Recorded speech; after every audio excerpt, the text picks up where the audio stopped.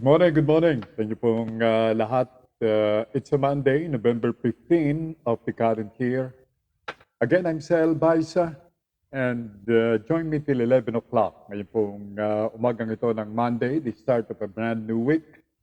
And well, as usual, our prayer for each and every one of us, not only here in our country, but elsewhere in this planet, to have a productive week.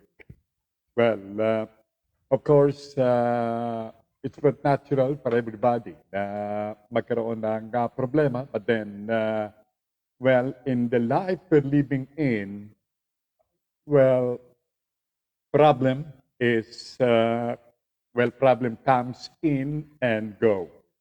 At sabi nga po, there's a solution to every problem. So again, welcome to your digital patrol on a Monday, and I'm happy I'm back. I've been out for 1 week, and mind you, I really miss you all.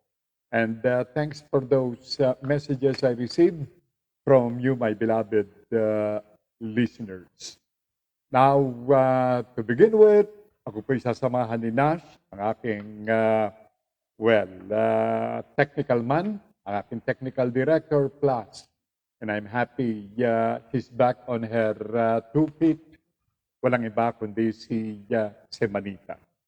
And Kawili Cruz Jr., I miss our friend and constant follower from General Trias in Cavite, Kawili Cruz Jr.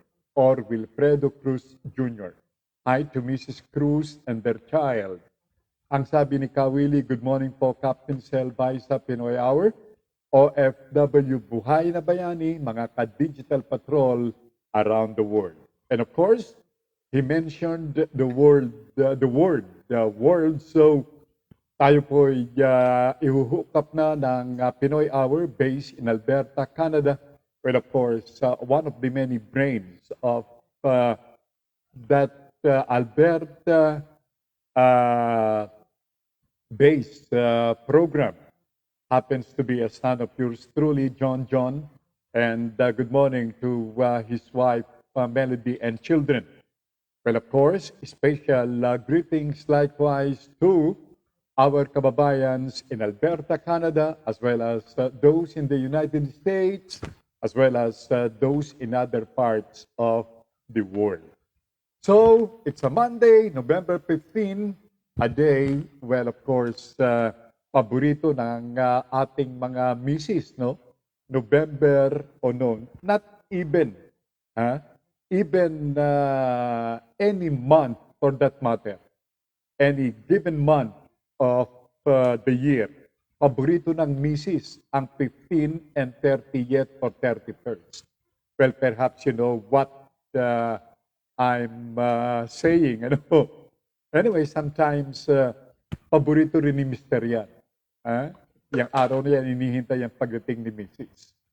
Kawili Cruz Jr. says, 1 week din po akong hindi nakasubaybay. Captain Sel Baisa, nag-celebrate din po ako ng birthday ko kahapon. Dan share na po sa barkadahan Fever o Forever FM, okay? At Gippsland, Australia, chapter online radio worldwide. Thank you so much, Kawili Cruz. And belated happy birthday to you. And of course, allow me to greet one and sundry, particularly those who are celebrating their birthday today. Hi to Ricky Tisoy. Good day, ang sabi ng ating kaibigang si Ricky Tisoy. From Jose Gregorio Clemente. Good morning, Joe. Sabi ni Joe, sandali na lang, Sir Sel, si Lani o Leni Robredo na ang presidente ng Pilipinas. May pag-asa pa tayo, mabuhay ang Pilipinas. Well, of course, mabuhay ang ating minamahal na bansang Pilipinas. Welcome sa inyong Monday edition ng inyong palatuntunang Digital Patrol.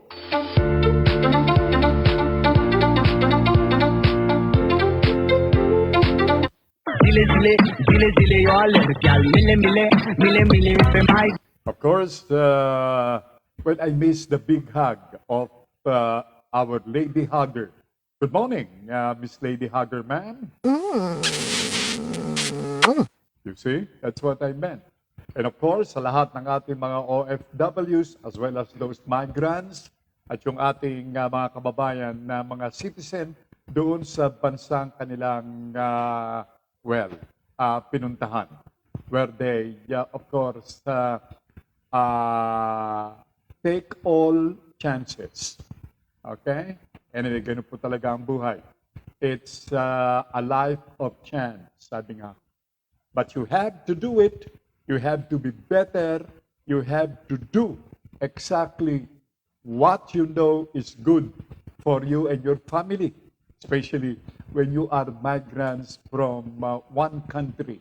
But well, others say, walang ipapalit doon sa sarili mong bansa. Marami po dyan sa ating mga kababayan na nagsabi niyan. At, well, of course, in a little while, ating babatiin yung ating matatanggap na mga mensahe, babasahin sa ere. Yung mga mensahe na mula po sa inyo. I'll be more than glad and happy to read them for you. Like this one. Well, the same manner, I miss Sherwin Marco V. Good morning po, ang sabi ni Sherwin. Good morning, Sherwin. Willie Cruz Jr. came back saying, may echo po ng kaunti ang audio ninyo. Malinaw naman po ang signal. Nasa politics wave na tayo. Yes. Political air, air of politics is now felt by everybody. Meron ng, parating na election fever, ano ho? Pero yung mga pinagbabawal, pero ginagawa pa. Yan nata ay natural kapag tumarating itong ganyang mga panahon. At sabi ni Kawili, level 2 na po sa Cavite, November 15 to 30th. Sobrang traffic na. Taas ng Meralco, welcome. All right, Kawili Cruz Jr. Welcome back, sabi ni Ka Sherwin Marco V. Thank you so much, Ka Sherwin. So, of course, I welcome myself back to the program. A program I love, and of course, the followers, the people watching and listening to the show. Well, honestly, the feeling is mutual. I miss you guys likewise. So mga gilo ko mga tagapakinig, welcome, welcome sa inyong Digital Patrol. Okay, thank you so much. Our, one of my sisters, thank you so much kay Lides during, those days wherein I'm looking before a blank wall. Well, my sisters came into my rescue. Thank you so much, Lide, one of my sisters. She says, Taytay Rizal is watching. Maraming salamat, Clyde. And of course, sa kanyang company na si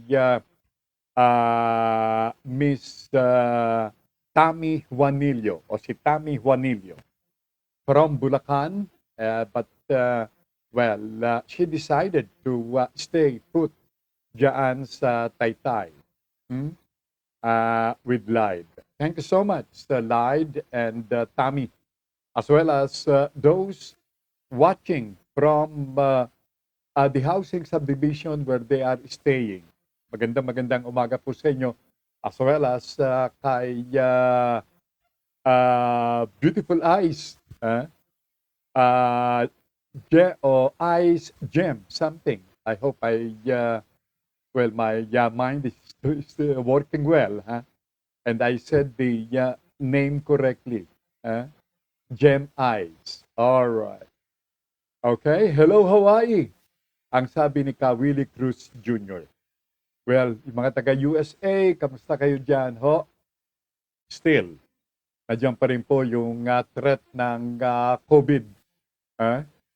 kung dito po ay bumababa, patuloy na bumababa ang kaso ng COVID yet. Nandyan yung paalala ng ating mga authorities for us to, well, religiously follow itong health protocol, enable us to, save ourselves dito po sa pagkocontract o pagkakahawa dito sa COVID-19. And speaking of COVID-19, narito ang COVID update sa pamamagitan ng ating mga DOH authorities. At itong COVID-19 update na ito ay iniulat kahapon. Now, as of November 14, that's yesterday, a Sunday, ang naitala ng DOH na COVID-19 case dito sa ating bansa ay 1,926 cases. Yan po ang karagdagang kaso. At umabot ito sa total na 2,816,980 as of yesterday, starting from the time na nagkumpisa ang COVID-19 sa ating bansa. Ang mga gumaling, nakapag-recover, ay 3,140. Pinagdala sa bilang ng total na mga gumaling sa bansa ng 2,743,297 cases. Ang mga active cases naman ay 28,102 cases. At ang mga namatay na, kumakatawan or representing something like 1.62% nung kabuuang kaso ng COVID as of yesterday ay 45,581 cases. Yan po ang COVID update sa ating bansa. Angelica Paz came into our frame, came into the window, saying, "Good Monday morning and more power po sa inyong lahat sa Broad Streamcast. Captain Sel Baisa, God bless and keep safe always." Thank you so much. Thank you very much, Angelica Paz. Miss Angelica. Kawili Cruz says, patuloy na bumababa ang COVID-19 sa atin at patuloy naman na umiinit ang political wave. Kanya-kanya ng motorcade at nag-uumpisa na ang pagsigla ng ekonomiya. Yung kanyang word ekonomiya ay all caps. Talagang Kawili gave emphasis on the word economy. Sapagkat, it's a battle, sabi nga po. It's a competition between economy and health, sabi nga. Yan po ang pinaglalabanan. As you very well know, during the previous months or earlier, ay laging ang pinagtatalunan ay ang ekonomiya, ganun din ang kalusugan. Ang ating mga economic managers, ang ating mga ekonomista, were one in saying na economy should be given priority over health. But it's a big no. Ang naging tugon naman ng mga health authorities, ang mga taga-DOH, hindi ang sabi nila. Well, ang dapat na bigyan ng kukulang pansin ay ang kalusugan over economy. But now, they are now on the same level. Ekonomiya at kalusugan. Kaya naman sa ating mga kababayan, lalong-lalo na yung mga nagpupunta ng Divisoria, sus, marisip, hindi na magmaliw yung ating mga kababayan.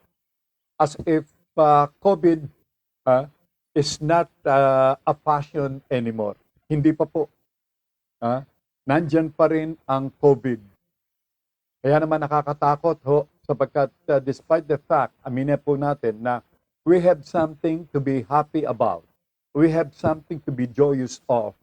itong patuloy na pagbaba ng COVID-19. And yet, marami sa ating mga kababayan ang mukhang nakakadimot.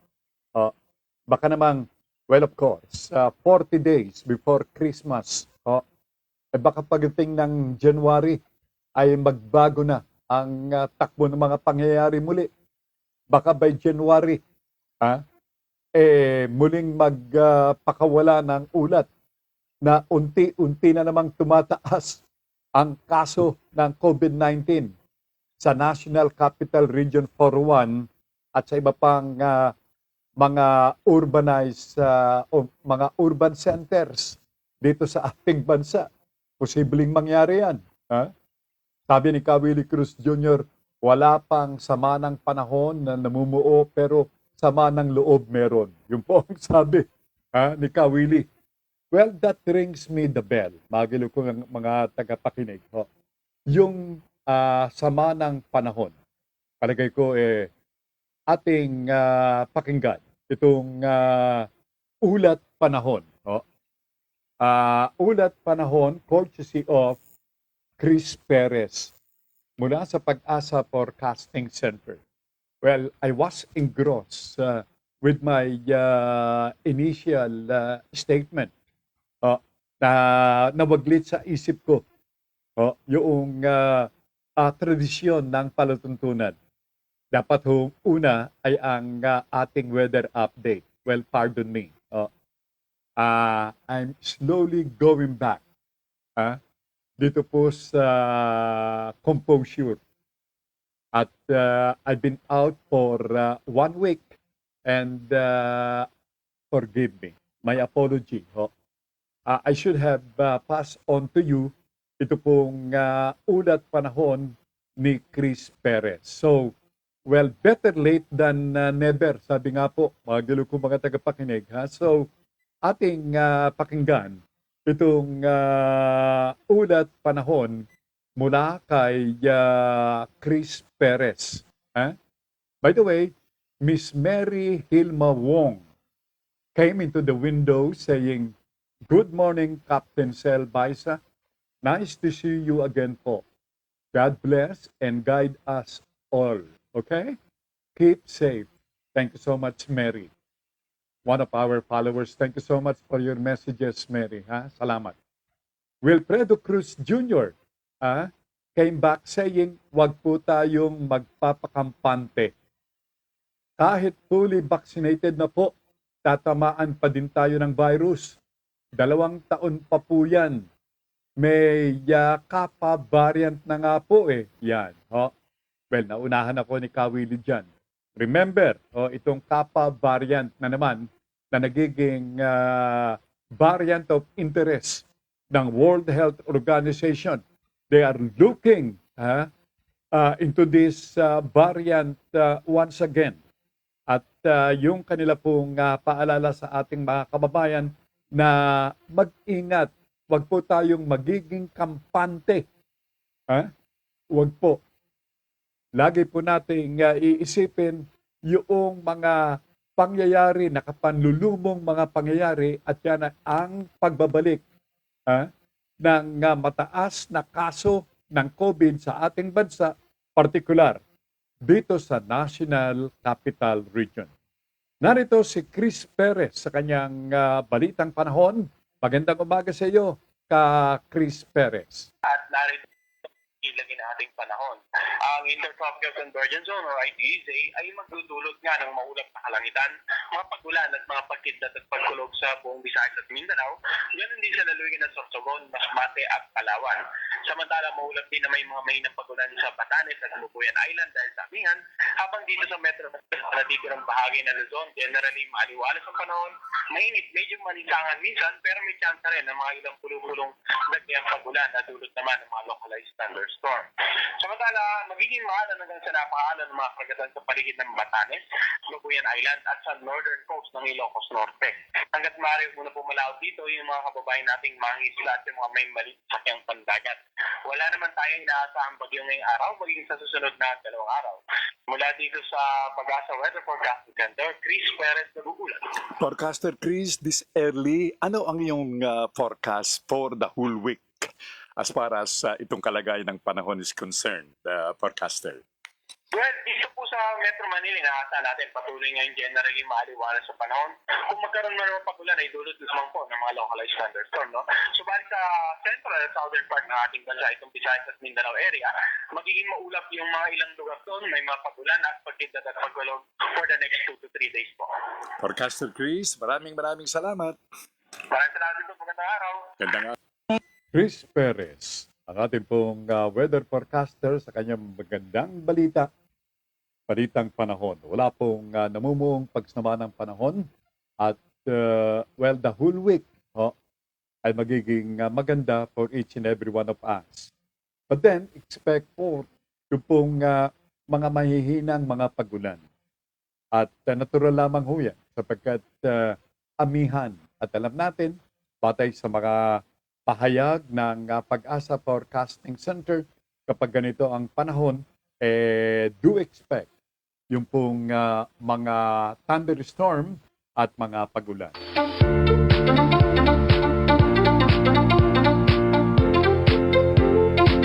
Ngayong araw na ito ay inaasahang aaprubahan ni Mayor Digong o ni Pangulong Digong itong hinggil sa rekomendasyon ng DOH at maging ng IATF at maging ng mga alkalde ng National Capital Region. Ito ay yung limitado o limited use ng face shield. Ngayon po nating malalaman yan. Yan ay ipahayag mula sa Pangulo, kay Pangulong Digong. Antabayanan po natin yan. Pero from the looks of it, since, well, majority ng ating mga health authorities, kasama na ang IATF, ay naunang nagrekomenda ng limited use ng face shield, malamang na maging positibo ang tugon, ang magiging pahayag ni Mayor Digong.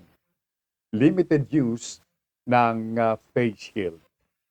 Sabi ni Willie Cruz Jr., amihan, 5 bagyo pa po ata ang papasok sa ating bansa bago magpalit ng taong 2022. Indeed. Ngayon po lamang buwang ito, umaasa tayo ng 2 bagyo na posibleng pumasok ng ating bansa. Now, antabayanan po natin yan, going back doon po sa rekomendasyon na limitadong paggamit ng face shield. Papahayag po yan officially ni Mayor Digong. Now, alam nyo,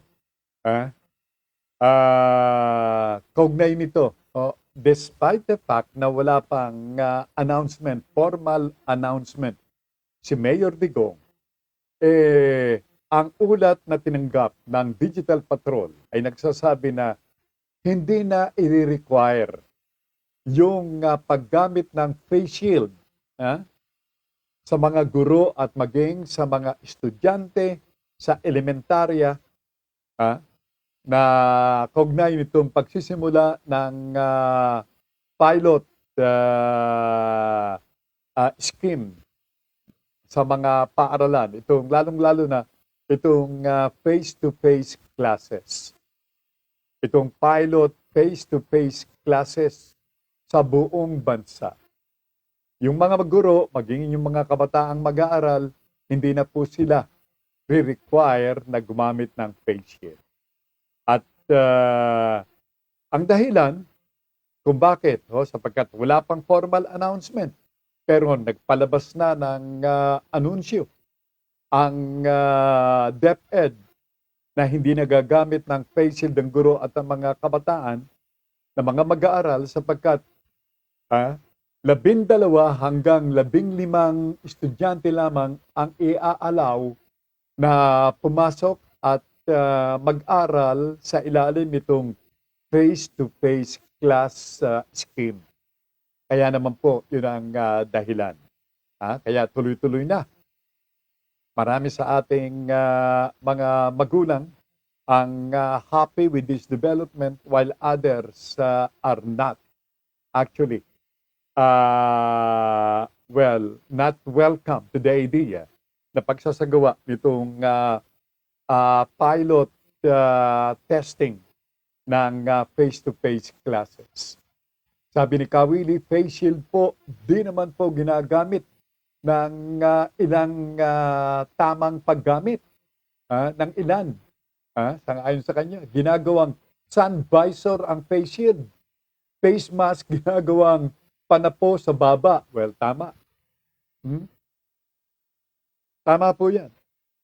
Well, there was a time, I remember, na naging stricto ang mga kapulisan hinggil dito sa appropriate use ng face shield at face mask. But despite the effort, marami pa rin sa ating mga kababayan ang seemingly hindi sumusunod dito sa tamang paggamit. Kung ganyan ang ganyan, hindi kaya makabubuti na atin ang tanggalin, alisin pareho itong face mask at face shield. Tawanan sila. Bakit kayo nagtawanan? Yan ba'y tawa ng pagsang-ayon? Ayan, okay? Well, katulad ng ating nabanggit kanina, yung mga pamilihan, may mga night market na tayo mga bukas eh. Sa Green Hills, may mga night market na. Maging sa Divisoria Market. Hindi kailangan, palagay ko, hindi mo na kailangan mag-night market sa Divisoria eh. Sapagkat maging kainitan ng sikat ng araw, dagsa yung ating mga kababayan, mga gilupong mga tagapakinig, sa Divisoria, namimili, mga gilupong mga tagapakinig, ng mga murang bilihin. Diyan po sa Divisoria Market. Alam nyo,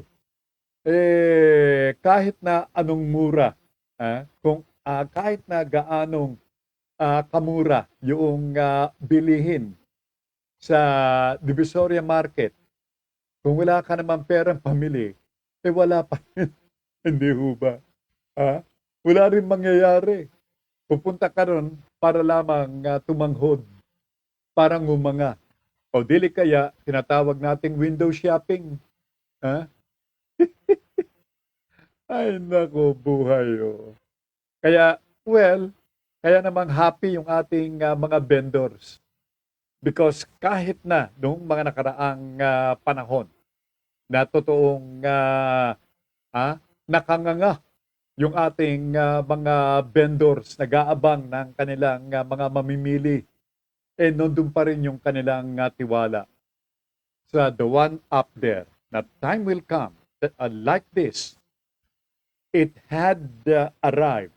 The day has arrived wherein they will be happy. Like yung mga vendors sa Divisoria as well as those vendors in night market sa Green Hills at doon sa Taytay. Okay? Ang sabi ni Willie Cruz Jr., November 29 to December 1 is Vaccination Day. It's a working holiday, ang sabi ho niya. My friend, Samuel Sammy Asentado Gabot. Well, I've been too selfish. Well, he's a friend of everybody, for that matter. Mr. Asentado.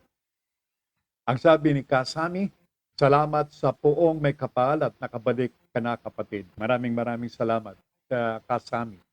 I know you were the one among those who prayed religiously upang sa gayon ay makabalik ako muli sa Himpapawid. Maraming salamat.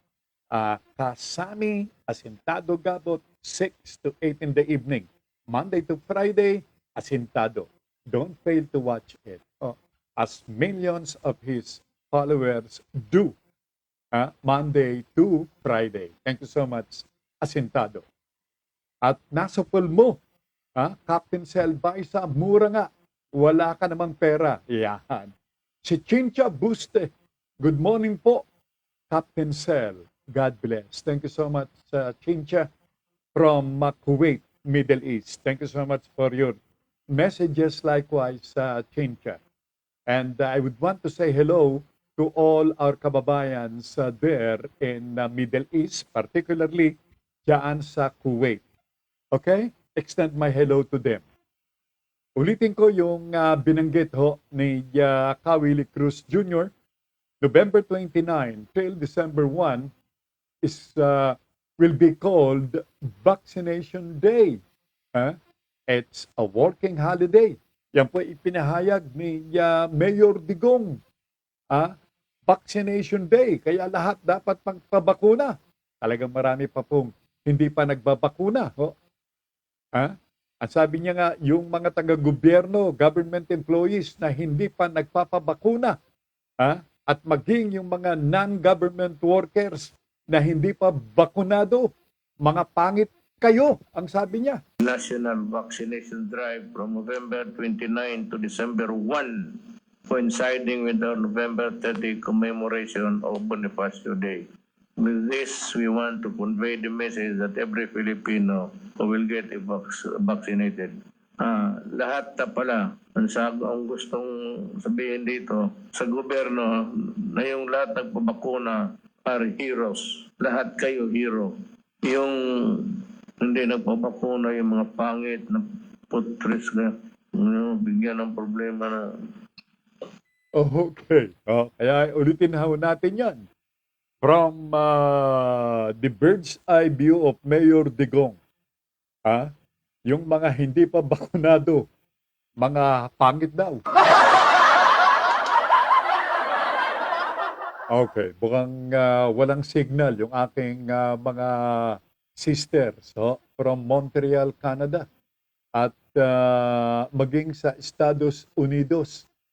Sina LB, si Uma, wala pa ako narinig na paramdam mula sa kanila at maging kay Presi from USA. Looks like there's something wrong with their internet.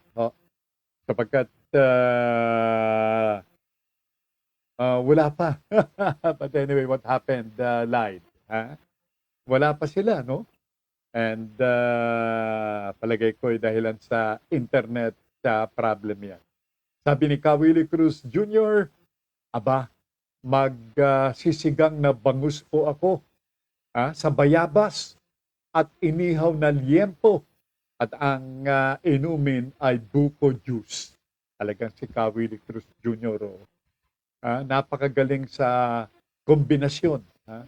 Sinigang na bangus sa bayabas at inihaw na liempo at buko juice. Ang sabi ni si Manita na isa ring chef, kadang lamang at medyo limitado ang kanyang paggalaw ngayon, hindi mo na makakapagluto. Napakasarap na kombinasyon. Thank you. Thank you very much. All right. Now, what else? Dito po sa lungsod ng Maynila, ang kapital ng ating bansang Pilipinas,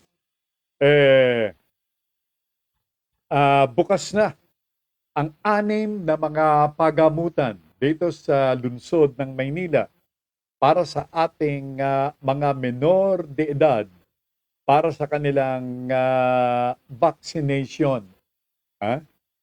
At to date, sa ngayon po sa Manila Public Information Office, merong 51,784 na mga menor de edad na nabakunahan na as far as Manila is concerned.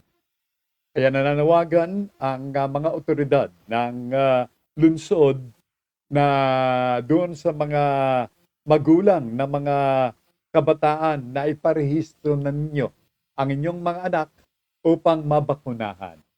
At baka matawag na mga batang pangit yung mga yan. Okay, what else? Nagpapaalala ang mga otoridad ng MMDA doon sa mga motorcycle escorts ng mga kandidato na mga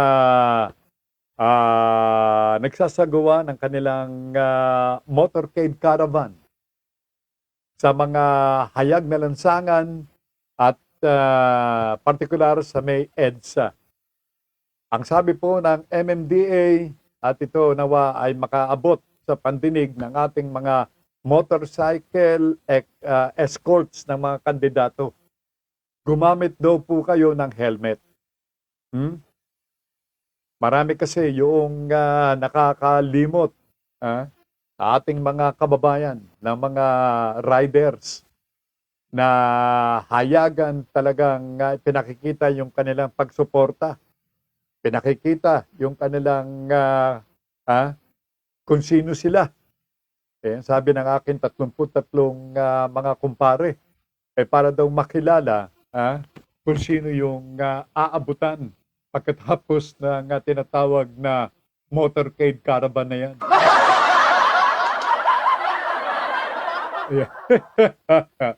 Ang sabi ni Willie Cruz Jr., meron po akong nababalitaan, merong nagtuturok ng vaccine dito sa Cavite. Babayaran ka pa ng 5,000. Ang hirap patotohanan po kung legit iyan. Baka kwentong barbero lang po. Aba, ibang klase. Pag babakunahan ka, bibigyan ka pa, babayaran ka pa ng 5,000 piso. Aray, marami palagay ko kahit na naturukan ng 3 beses yung mga yan, naturukan na ng booster shot, sabi nga, magpapabakuna yung uli yan. Iba yung dating ng 5,000 piso. Sa Cavite raw ho yan. Pero hindi ho kinukumpirma ni Willie Cruz Jr. For as far as Willie is concerned, yan po ay balita na nakaabot, nakarating sa kanyang pandinig. Kung yan po ay balitang barbero lamang, hindi niya po alam. 5,000 piso ibibigay sa mga magpapabakuna. Ito, dinagdag niya pa. Nobyembre 21, ang mag-motorcade naman sa Cavite ay si Bongbong Marcos. Yan. Ako talaga namang dumadagundong na itong kaganapang may kaugnayan sa darating na eleksyon. Nako, maniwala ka mga giliw kong mga tagapakinig. Alam nyo, as far as Mayor Digong is concerned, hindi po siya happy. Hindi happy si Mayor Digong dito sa pangyayari na kung saan tatakbo bilang pangalawang pangulo ang kanyang anak na si Mayor Sara Duterte ng Davao. Dismayado sa aksyong ito o move na ito si Digong kay Sara Duterte ang kanyang anak. Sabi niya sa isang eksklusibong pakikipanayam ng isa po nating kasangga sa paglilingkod bayan.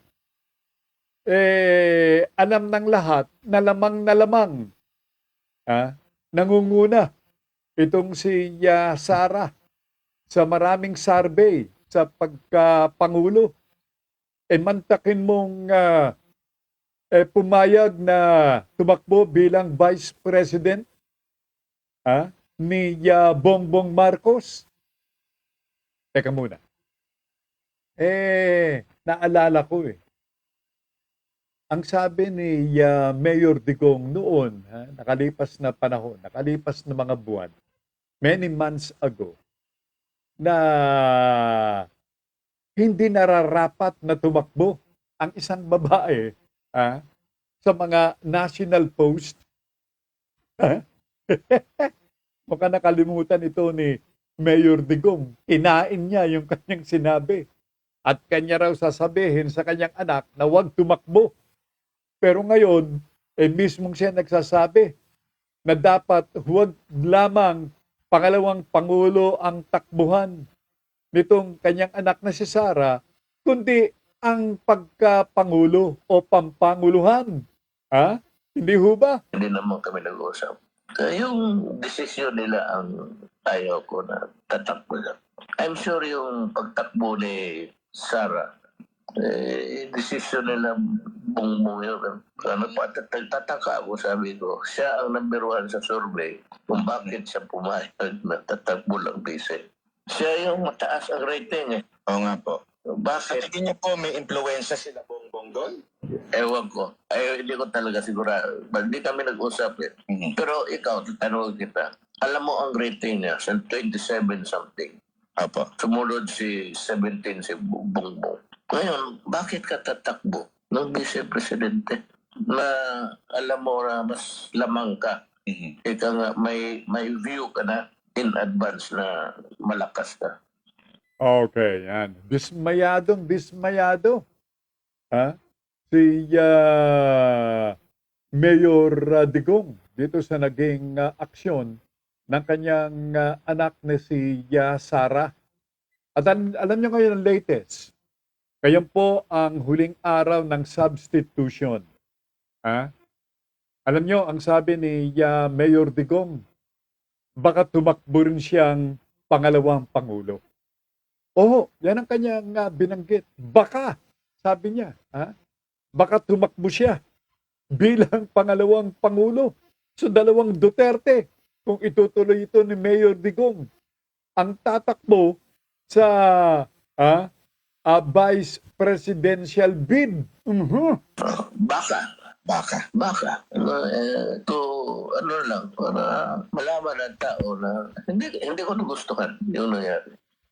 Ayun, dahilan sa kanyang pagiging dismayado, kung kaya't baka tumakbo rin siyang pangalawang pangulo. Aba, circus na ito.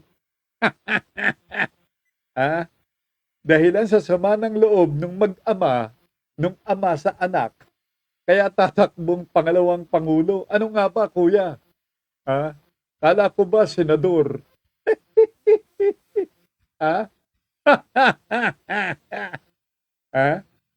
Kung tatakbo ang pangalawang pangulo, ngayon ang huling araw ng substitution. Sino naman kaya doon sa mga nauna nang nag-file ng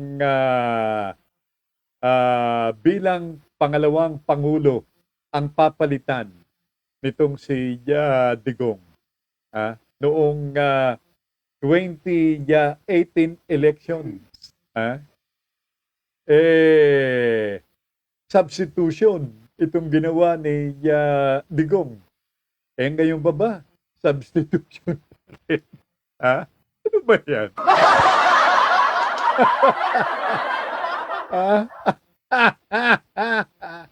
Ayan. Ang sabi ni Kawili Marcos Duterte, go Duterte! Ang sabi ni Kawili, yan po. Coming from one of our followers ng program. Well, doon sa ating mga kababayan, lalong-lalo yung mga magkakaibigang dikit. Ngayong pong darating na halalan, marami po nagkakahiwalay na magkaibigan. Alam niyo, dahilan sa pagtatalo kung sino ang kanilang iboboto, nag-aaway sila at yung pagiging close nila nasisira na hindi nila nalalaman. Hindi naman kayo kilala nitong mga kandidatong ito. Maski na ba magsuntukan kayong dalawa dyan? Walang mangyayari. Hindi. Ayan, iba naman, ginagawang sugal itong darating na eleksyon. Mga gilo kong mga tagapakinig. Yan. Ha?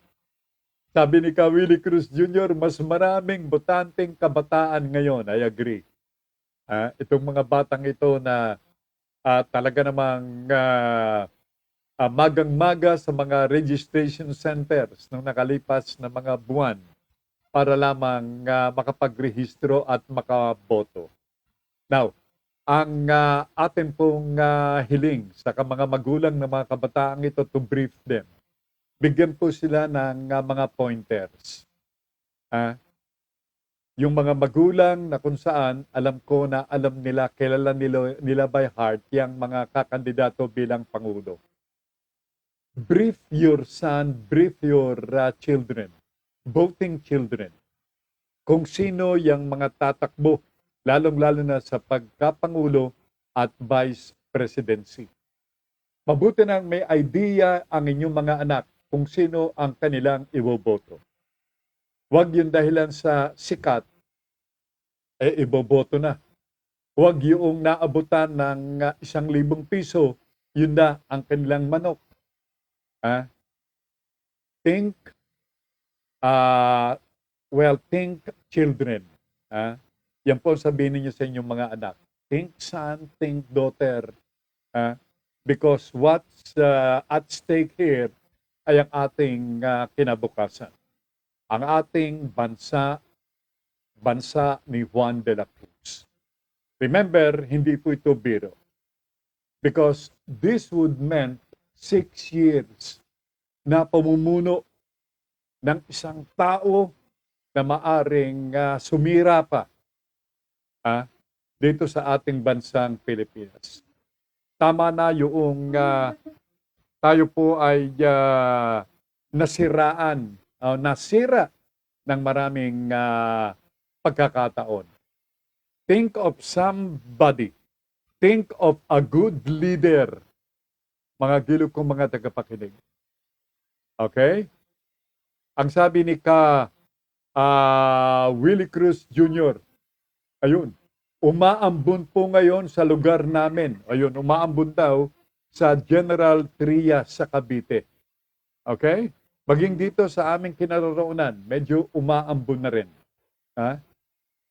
Yan po ay part and parcel ng naiulat na panahon ng Pag-asa Forecasting Center.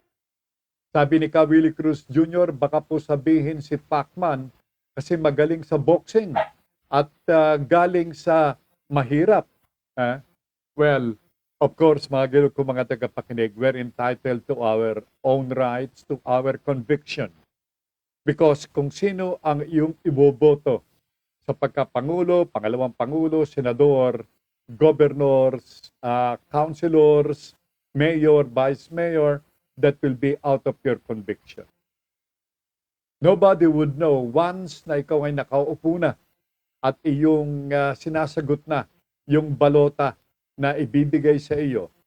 Nobody would know who and whose name you supposed to block on that particular questionnaire, yung balota. It's only you. Conviction mo yan.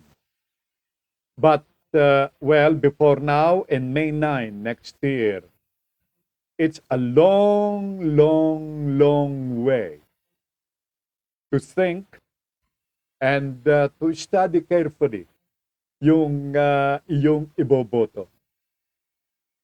Try to analyze, i-assess ninyo ang pagkatao ng isang kandidato. Because when you make assessment, think of the future, hindi lamang ninyo, kundi lahat ng ating mga kababayan. And lahat sana ay ganito po ang iniisip. In one, let's have one common denominator. At yan ay ang kabutihan, ang kinabukasan ni Juan de la Cruz.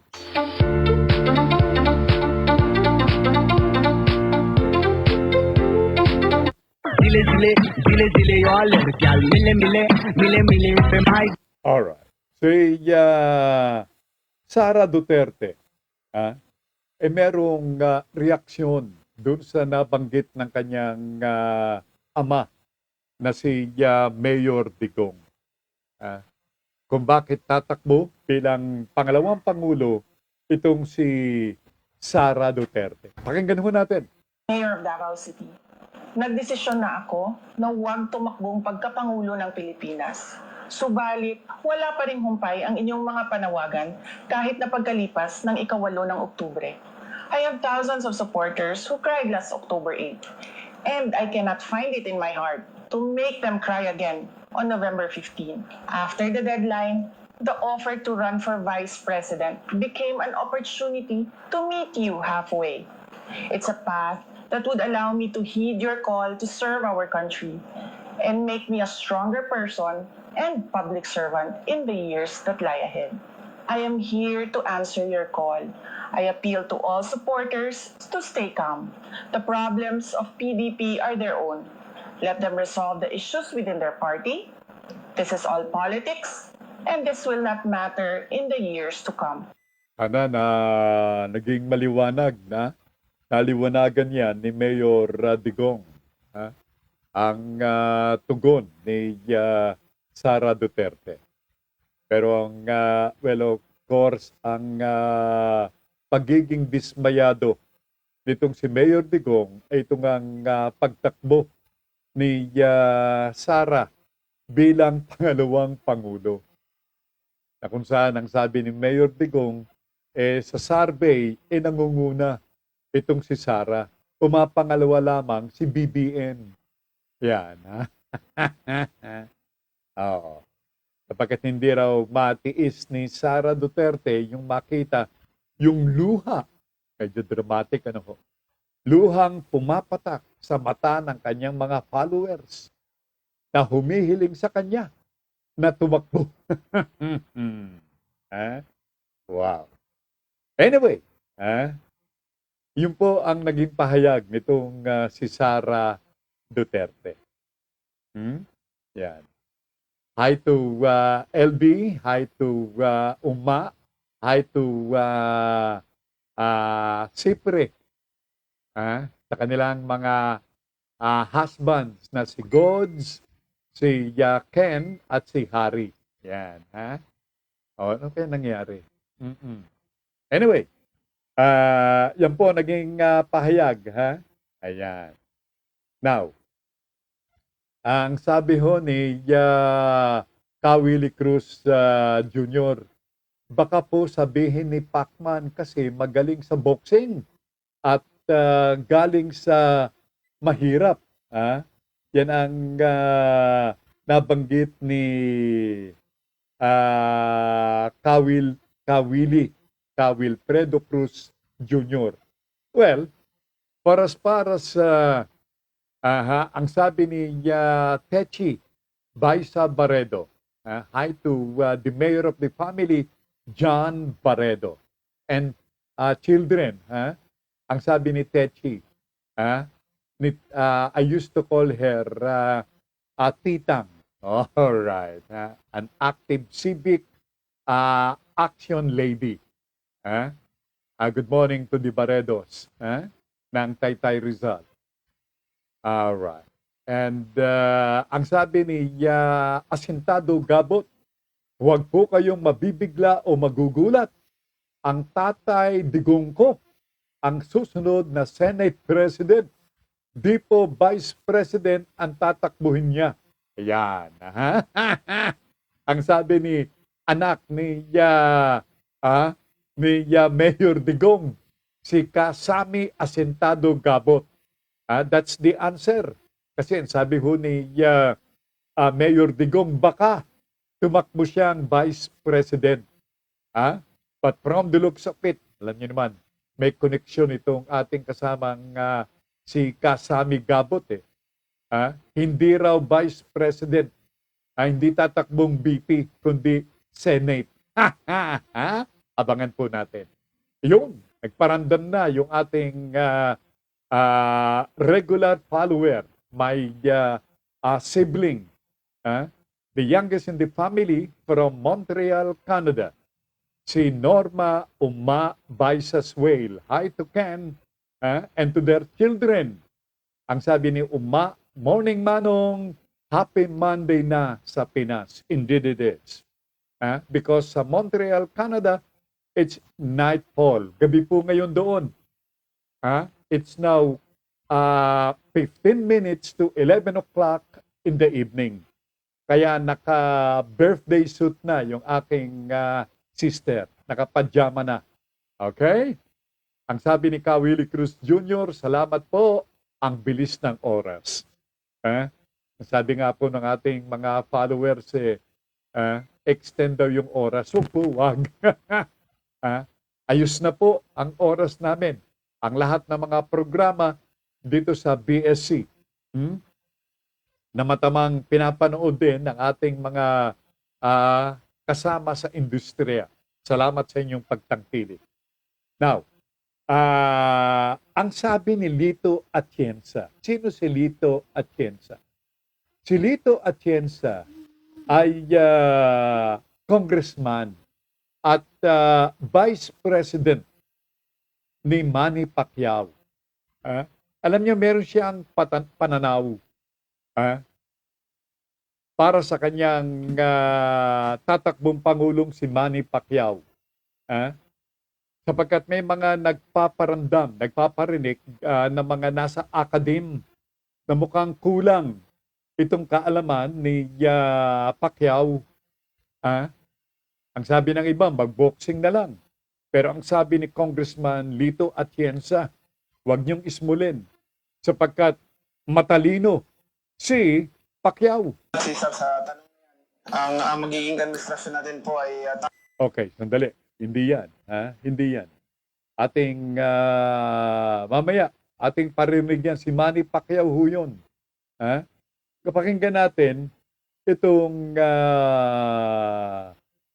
well, I think I'm right.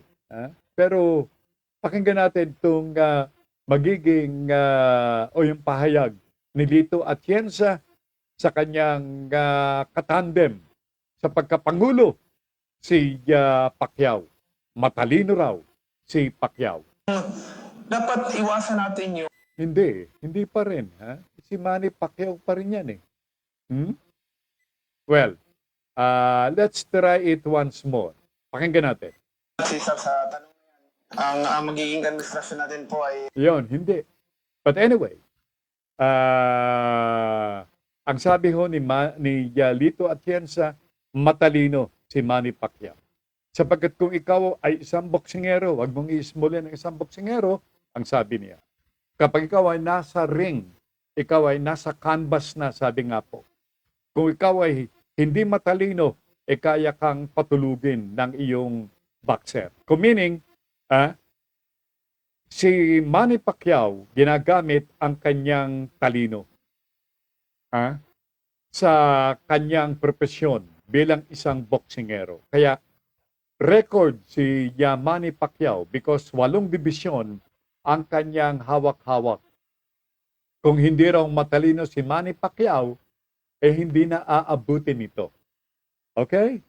Well, yan po ay mula kay Lito Atienza. Now, balikan natin si Manny Pacquiao, mga giliw kong mga tagapakinig. At ito ay hinggil dito sa korupsyon sa pamahalaan. I hope na dalawa itong Manny Pacquiao na ating na i-tape. Ano po? Parinig natin hinggil sa naging pananaw ni Manny Pacquiao hinggil sa gobyerno ni Digong. bababa doon sa kasulok-sulukan ng bansa natin sa mga barangays para Yon, hindi yon. Ito, I'm sure na ito na po. dapat iwasan natin yung mas mataas yung ginagastos annually kaysa kinikita ng ating gobyerno. Pwede naman ang source of income ng ating gobyerno, dalawa, non-tax revenue income and tax revenue income. Ang problema sa bansa natin na wala na yung non-tax revenue income, it's because of corruption. Grabing corruption everywhere. And also, ang masakit po dyan, ang ating gobyerno doon na lang nagre-rely sa tax revenue income, which is impose ng malaking taxes ang ating gobyerno. Kaya nagmahal ang bilihin ng ating bansa. Ang mahirap, lalong hindi nakakakain. Yan po ang reality ng bansa natin. Yan ang sitwasyon ng ating bansa na dapat nating tugunan. Bakit sa haba ng panahon, ilang dekada nang lumipas, bakit hindi natin natugunan yung problema na yan? Tunog korupsyon sa pamahalaan. Itong si Digong ang pinansin ni Manny Pacquiao. Ayan. Well, yan po ang isa sa mga tatakbong Pangulo sa darating na halalan. Si Manny Pacquiao. Pero oras biganap ng 8 minuto bago sumapit ang alas 11 ng umaga dito po sa inyong palatuntunan na Monday.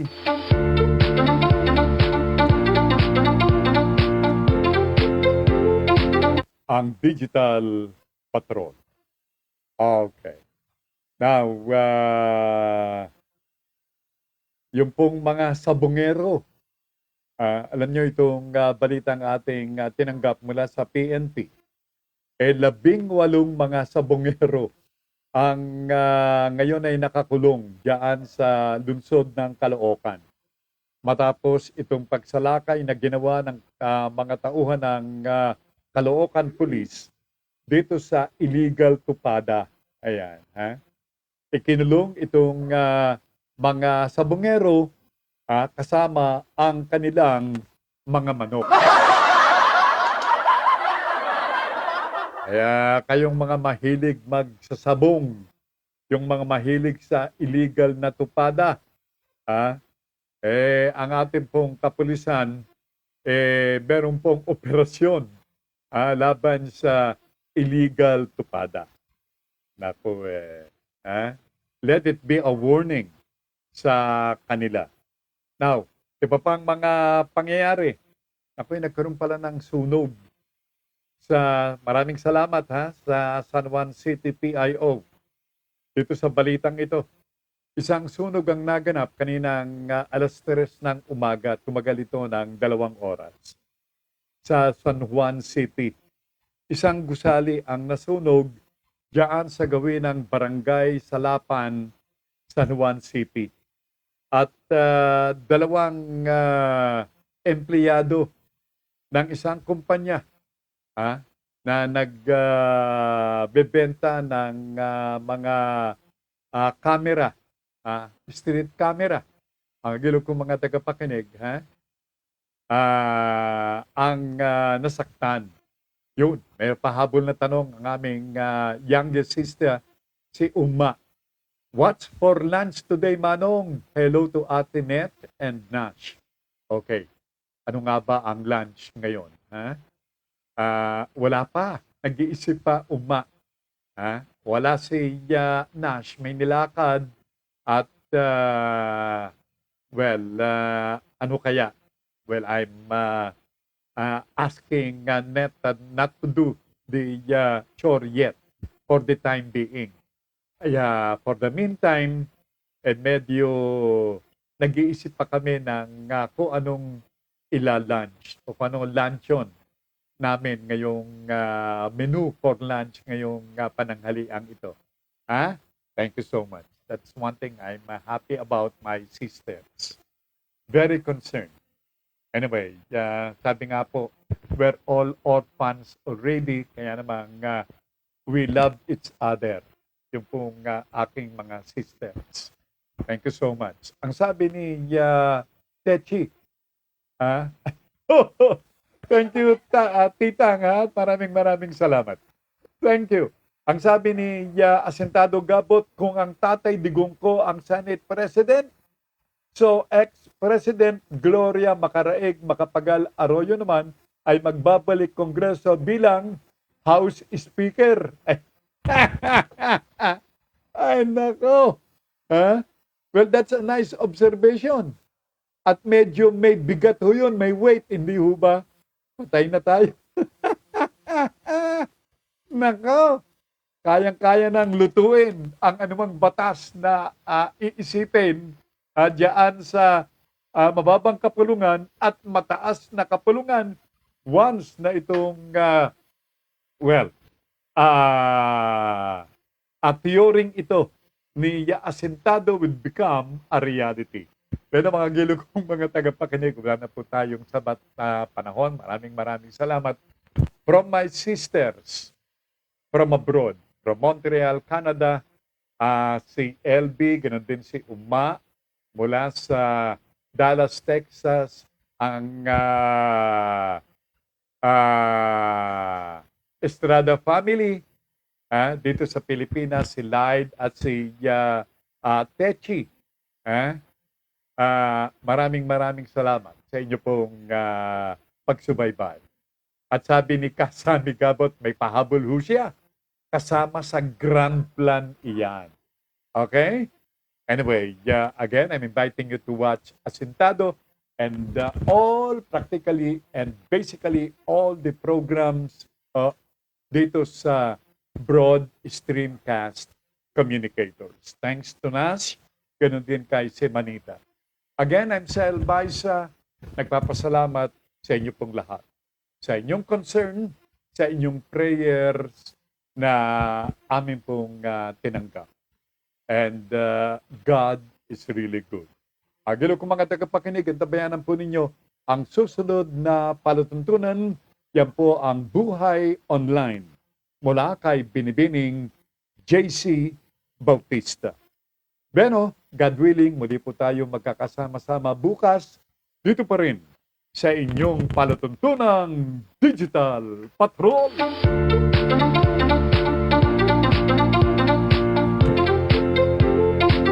Ibasto yung mga oras sa Pilipinas, ganap ng alas 11 ng